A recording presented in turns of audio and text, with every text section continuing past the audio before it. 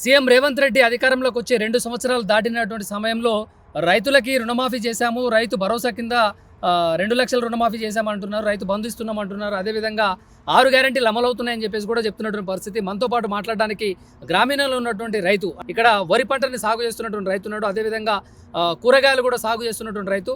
ఈ రైతుని అడిగి తెలుసుకునే ప్రయత్నం చేద్దాం ఏ విధంగా ఈ యొక్క 6 గ్యారెంటీలు అమలవుతున్నాయి అనేది. అన్న నమస్తే. నమస్తే. ఏం పేరు నీ పేరు? మల్లారెడ్డి. మల్లారెడ్డి, బాగున్నావా? బాగున్నా.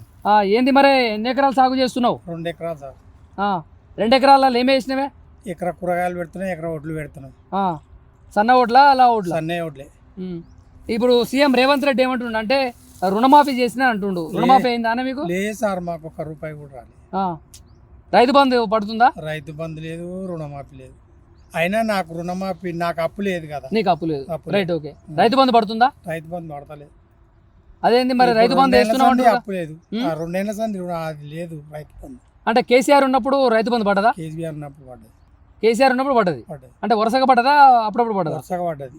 ఆయన మొదలు పెట్టిన సంది తప్పకుండా పడ్డది. లైన్ అమ్మటి ఎప్పుడు కట్టగాలి.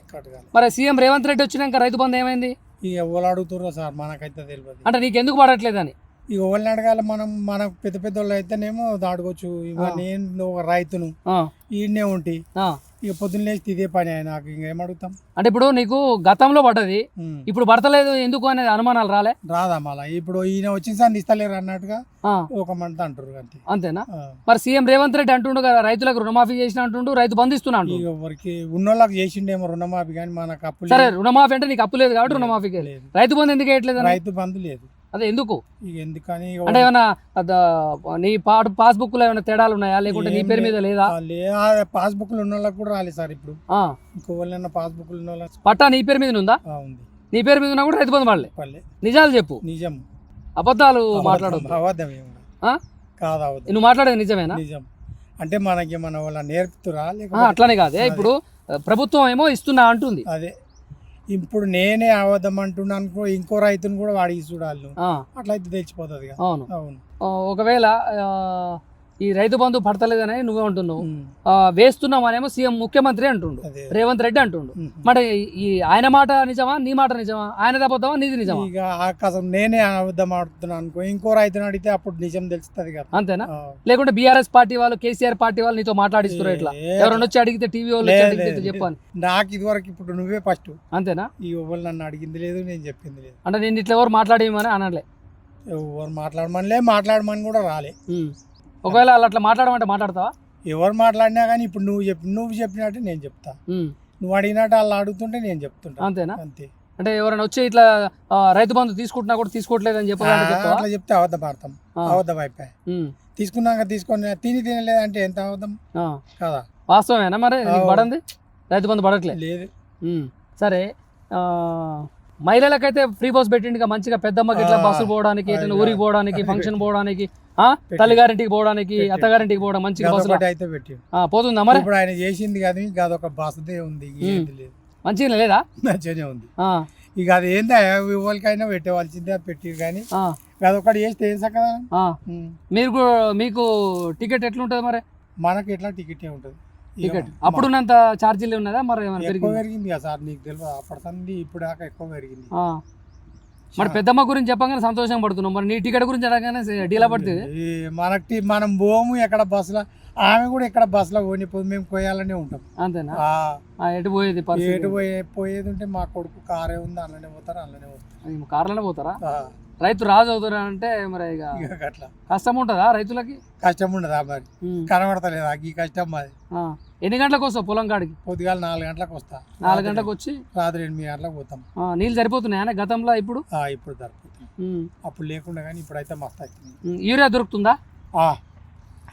దాని మందు కోసం ఏం బాధ లేదు, చుట్టుముట్టే బాధలు అయినాయి అంట, కానీ మన దాని మాత్రం మా మందుల బాధ ఏం. ఓకే, యూరియా అయితే దొరుకుతానే ఉంది. దొరుకుతుంది. మందులకు కొంత తక్కువ ఏం లేదు. ఇప్పుడు కూరగాయలు పండిస్తున్నావు, వరి పండిస్తున్నావు, దేంట్లో లాభం ఉంటుంది? పిరం ఉంటే కూరగాయలలో లాభం. మరి ఇప్పుడు రేట్లు ఎట్లున్నాయి మరి?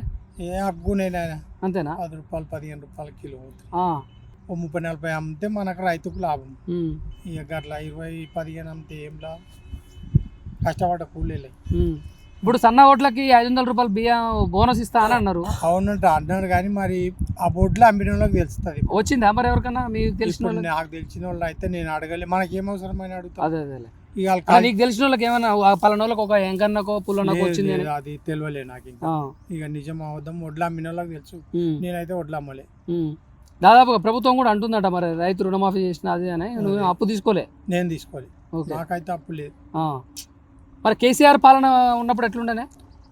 అప్పుడు కూడా నేను అప్పులు తీసుకోలే. నాకు అంటే రైతు బంధు ఎట్లా పడ్డది? రైతు బంధు మాత్రం కరెక్ట్ పడ్డది, కరెక్ట్ కారు ఎప్పుడు పడ్డది? సంవత్సరం పడ్డది కేసీఆర్ ఉన్నప్పుడు. కేసీఆర్ ఇప్పుడు మరి రేవంత్ రెడ్డి వచ్చినాక ఇప్పుడు సాయిగా మన మా కొయ్యలు అయితే లేదు బయట ఏముందో మరి. అంటే నీకు? నాకు కూడా లేదు.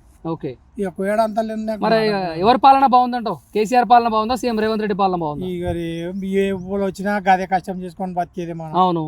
ఆయన ఏం కూర్చుండో పెట్టి పెట్టేది లేదు, ఈయన ఏం కూర్చుండో పెట్టి పెట్టేది లేదు. కేసీఆర్ ఉన్నప్పుడు కళ్యాణం చేసినటువంటి కళ్యాణ లక్ష్మి ఇస్తుండే, ఇస్తుండే. గర్భిణీ స్త్రీలకు కిట్ ఇచ్చిండు. ఊర్లో ఈయన కూడా ఇచ్చినట్టు. ఈయన కళ్యాణ లక్ష్మి చెక్కులు ఇస్తున్నాడు. ఆయన కూడా ఇచ్చిండు. ఇప్పుడు ఈయన కళ్యాణ లక్ష్మి ఇస్తున్నట్టు. అంతే. తులం బంగారం ఏమన్నా వచ్చింది? లేదు, తులం బంగారం లేదు. చెప్పే పాలేదు బంగారం ఇస్తేనేమి ఇచ్చిన చెప్తాం, ఏంది ఏం చెప్తాం. అంతేనా? కళ్యాణ లక్ష్మి అయితే వచ్చింది. మనకేం రాలే కానీ మా కోడని చేసుకుంటే అప్పుడు ఆయన కేసీఆర్ ఉండే, ఆయన కేసీఆర్ ఉన్నప్పుడు వచ్చింది. ఇప్పుడు ఈ రేవంత్ రెడ్డి వచ్చిన సార్ కూడా కొత్త వాళ్ళకి వచ్చింది. అదే కళ్యాణ లక్ష్మి అని ఇస్తారు.